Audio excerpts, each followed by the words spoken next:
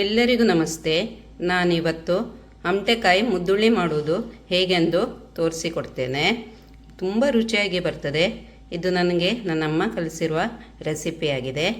ಖಂಡಿತ ನೀವು ಟ್ರೈ ಮಾಡಿ. ಬನ್ನಿ. 10 ಅಮಟೆಕಾಯಿ ತಗೊಂಡಿದ್ದೆ. ಇದು ತೀರಾ ಎಳೆದೂ ಅಲ್ಲ, ಬಲ್ತಿರೋದು ಅಲ್ಲ, ಮಧ್ಯದಲ್ಲಿದೆ. ಇದರ ಸಿಪ್ಪೆ ತೆಗೆಯೋದು ಬೇಡ. ಇದರದೆಲ್ಲ ತೊಟ್ಟು ತೆಗೆದು ಗುದ್ದಿಟ್ಕೊಳ್ಳೋಣ. ಮಸಾಲೆ ಹುರಿಲಿಕ್ಕೆ 1 ಚಮಚ ಉದ್ದಿನಬೇಳೆ, 1 ಚಮಚ ಕಡಲೆಬೇಳೆ, ಒಂದು 3 ಚಮಚ ಕೊತ್ತಂಬರಿ ಬೀಜ, 1 ಚಮಚ ಜೀರಿಗೆ. ಇಷ್ಟು ಬೇಡ, ಸ್ವಲ್ಪ ತೆಗಿತೇನೆ, ಒಂದು ಅರ್ಧ ಚಮಚ ಸಾಕು. ಮೆಂತೆ 1/4 ಚಮಚ. ಎಣ್ಣೆ ಬಿಸಿಯಾಗಿದೆ. ಈಗ ಉದ್ದಿನಬೇಳೆ ಸೇರಿಸ್ತೇನೆ.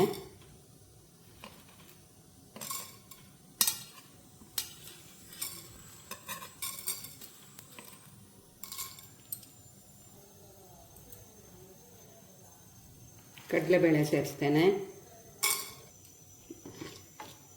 ಬಣ್ಣ ಬರಲಿ, ಅಂದರೆ ಕೆಂಪಗಾಗಲಿ ಸ್ವಲ್ಪ.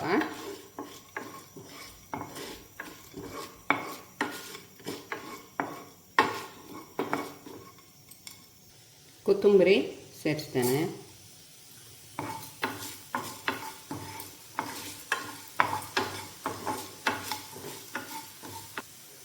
ಒಂದು ಮುಷ್ಟಿ ಒಣಮೆಣಸು ತೊಗೊಂಡಿದ್ದೆ, ಅದು ಸೇರಿಸ್ತೇನೆ. ಬ್ಯಾಡಗಿದು.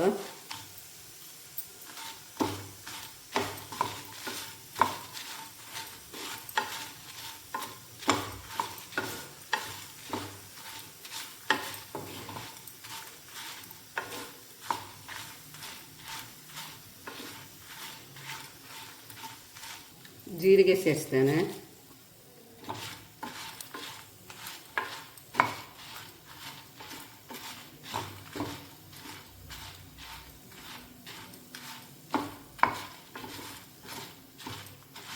ನಿಧಾನವಾಗಿ ಹುರ್ಕೊಳ್ಬೇಕು. ಮೆಂತ್ಯ ಸೇರಿಸ್ತೇನೆ.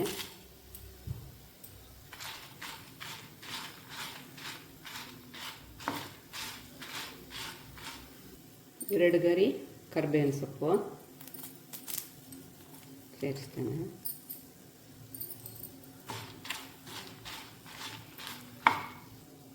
ಒಂದು ಮುಷ್ಟಿ ಕಾಯಿ ಸೇರಿಸ್ತೇನೆ.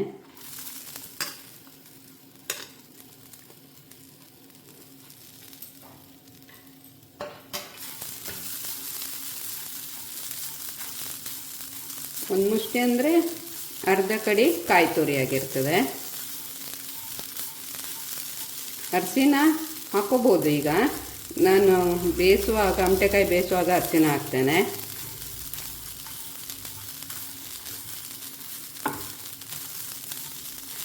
ಕಾಯಿ ಸ್ವಲ್ಪ ಬಿಸಿ ಮುಟ್ಲಿ. ಇದಕ್ಕೆ ಕಾಯಿ ರಸ ಅಂತೇವೆ, ಮುದ್ದುಳಿ ಅಂತೇವೆ, ಚಿಕ್ಕ ಹುಳಿ ಅಂತೇವೆ.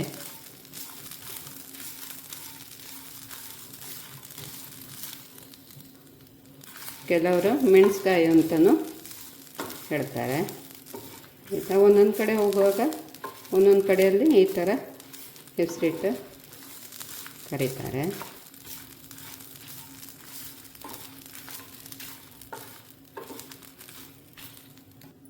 ಆಗಿದೆ, ಇದು ತಂಪಗಾಗಲಿ.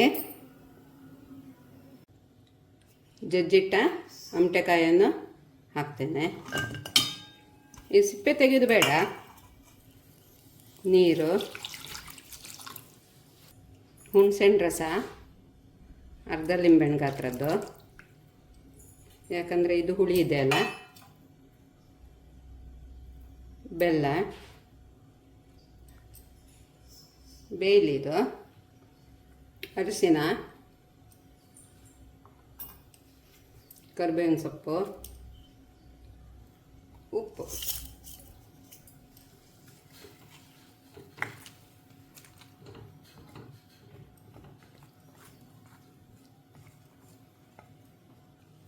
ತಂಪಗಾಗಿದೆ, ರುಬ್ಕೊಂಡು ಬರ್ತೇನೆ. ನೋಡುವ. ಆಗಿದೆ. ಒಂದು ಸೆಕೆಯೊಳಗೆ ಬೇಗ ಬೆಂದ್ಬಿಡುತ್ತೆ. ಮಸಾಲೆಯನ್ನು ತರಿಯಾಗಿ ರುಬ್ಬಿಟ್ಕೊಂಡಿದ್ದೆ ಸೇರಿಸ್ತೇನೆ. ಕುದಿಲಿ.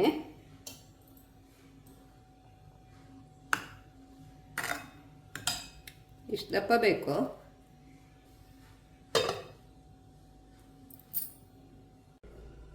ನೋಡುವ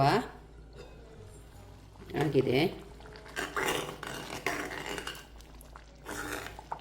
ಸ್ವಲ್ಪ ಟೇಸ್ಟ್ ನೋಡ್ಕೊಳ್ಳಿ. ಬೆಲ್ಲ ಬೇಕಾದರೆ ಬೆಲ್ಲ ಸೇರಿಸ್ಕೋಬೋದು, ಅಥವಾ ಹುಣಸೆಹಣ್ಣು ರಸ ಸ್ವಲ್ಪ ಹುಳಿ ಕಡಿಮೆ ಅನಿಸಿದ್ರೆ ಹುಳಿನೂ ಸೇರಿಸ್ಬೋದು. ಉಪ್ಪು ಅದು ಈ ಟೈಮಿಗೆ ಹಾಕಿದರೆ ಒಳ್ಳೆಯದಾಗ್ತದೆ, ಗೊತ್ತಾಗ್ತದೆ.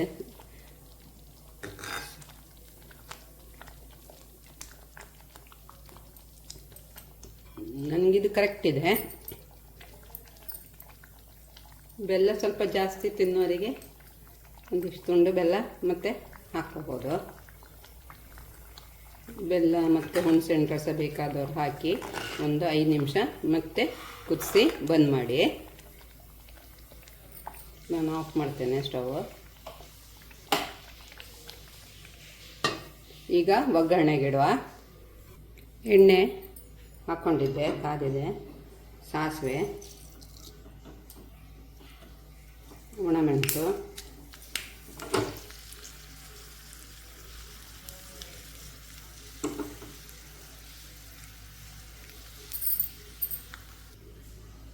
ಕರಿಬೇವಿನ ಸೊಪ್ಪು,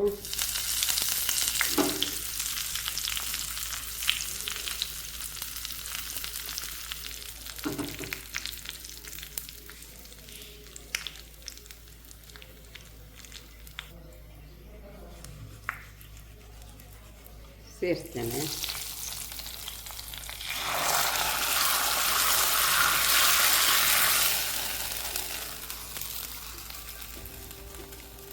ರುಚಿಯಾದ ಆಮಟೆಕಾಯಿ ಮುದ್ದುಳಿ ರೆಡಿಯಾಗಿದೆ. ಇದು ನನ್ನಮ್ಮ ಮಾಡುವ ರೆಸಿಪಿ. ನಿಮಗೆ ನನ್ನ ವೀಡಿಯೋಸ್ ಎಲ್ಲ ಇಷ್ಟ ಆಗಿದ್ದರೆ ಲೈಕ್ ಕೊಡಿ, ಕಮೆಂಟ್ಸ್ ಮಾಡಿ. ಆದಷ್ಟು ನಿಮ್ಮನೆ ಹತ್ತಿರದವರಿಗೆ, ಫ್ರೆಂಡ್ಸಿಗೆ, ರಿಲೇಟಿವ್ಸಿಗೆಲ್ಲ ಶೇರ್ ಮಾಡಿ. ಸಬ್ಸ್ಕ್ರೈಬ್ ಆಗದಿದ್ದವರು ಸಬ್ಸ್ಕ್ರೈಬ್ ಆಗಿ.